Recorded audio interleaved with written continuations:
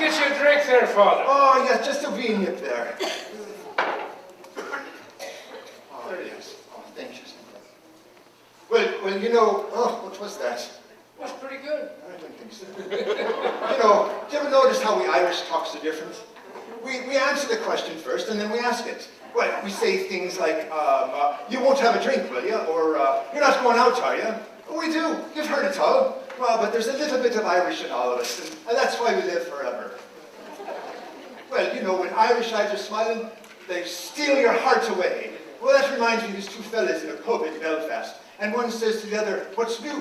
And he says, well, I've got good news and I've got bad news. And he says, well, what's the bad news? And he says, the English have landed on the moon.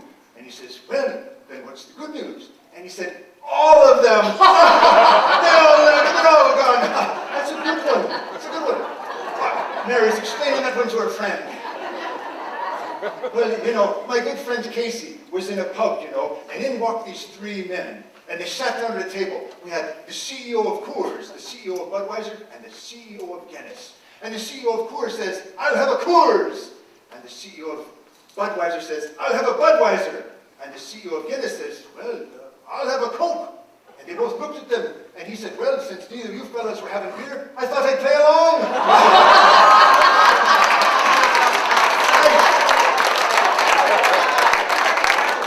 Well, you see, Casey found himself one day in London, one night, late at night, at 12:30 it was, down in the underground there, the subway, you know, and he was walking along looking for the escalator, and he found the escalator, and above it is a sign that says, dogs must be carried on the escalator. And he thought to himself, oh my gosh, where am I going to find a dog at this late hour?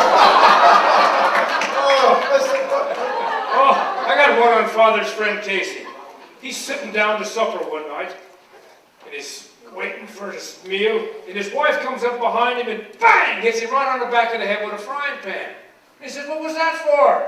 He says, I was going through your britches, and I found a piece of paper that said Mary Ann on it. He says, well, I told you I was going to the races. That was the name of my horse. He says, I'm sorry, Casey. A couple of nights later, he's sitting at supper again.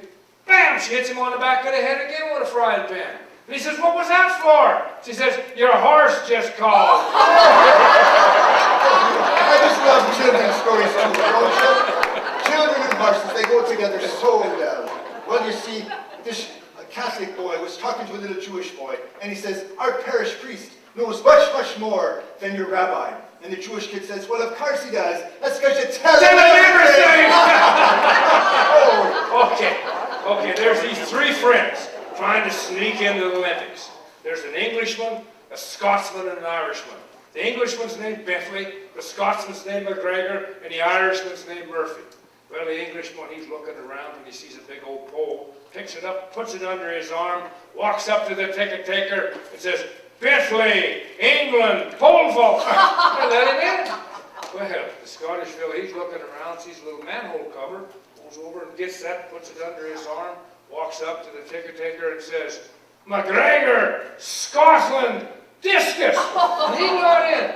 Well, Murphy, he's wondering what he's going to do. And he sees some barbed wire up there in the corner of the lot. He goes over and gets him a little gob, puts it under his arm, and he walks up to the ticket taker, and he says, Murphy, Ireland, fencing.